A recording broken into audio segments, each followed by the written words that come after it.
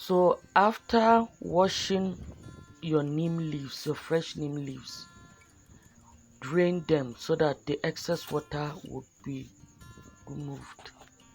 You can see the kind of fresh leaves I used.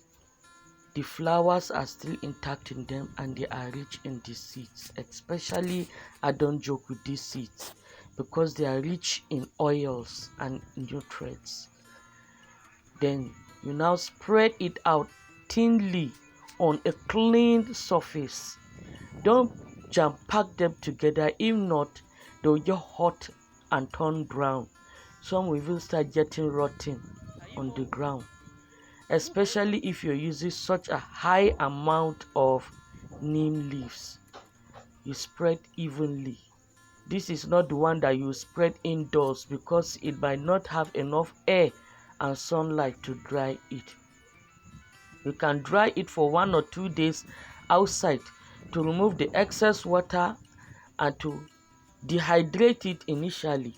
Then you can continue the drying gradually indoors, especially if it is during summertime when there is enough breeze, harmattan breeze and sunlight. But if it is in a wet or if it is during the wet season, I won't advise drying this inside as it could spoil the leaves. Make sure to always turn the leaves over so that they all get sunlight evenly.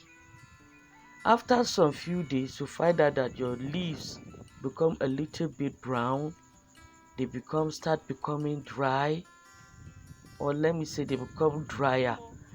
Gradually, some of the leaves will fall off from the stalk and you have more of pure leaves and your fruit will be the last to dry up. You now blend it, take it to an engine and mill it. You can see it here in the sack, it has been milled.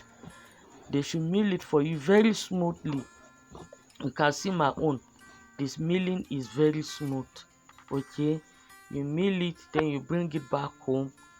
You sieve it using a fine mesh.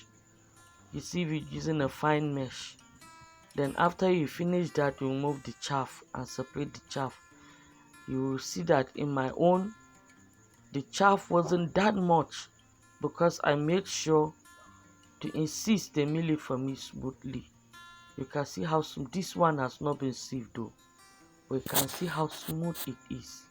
Okay, and when you're sieving it, because these leaves will be very powdery, you should close your nose, use a face mask, cover your hair. Make sure you sieve this in a well ventilated room. If not, there will be a fine dust of the powdery leaves all around the house or wherever you did it. You can see this is the big bowl I sieved it in.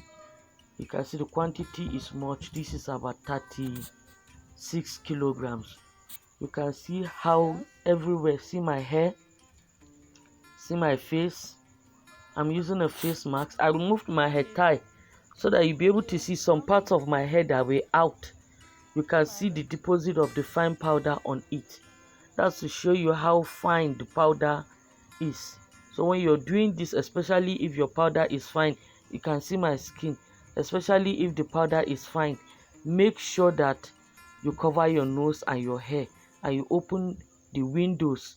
You can see the powder very smooth. This has been sieved. This is about 34 kilograms, 36 kilograms of neem powder. That is it. You can now package it or you can store it. This neem powder doesn't spoil quickly because insects tend to avoid it. Okay, you can see the chaff. You can see it's quite much.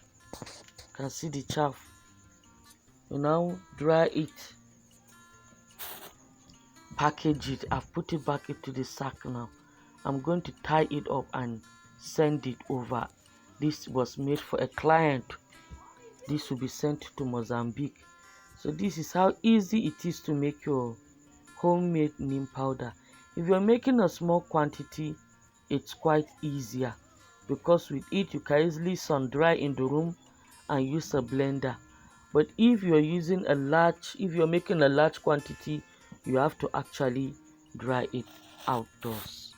Thank you for watching.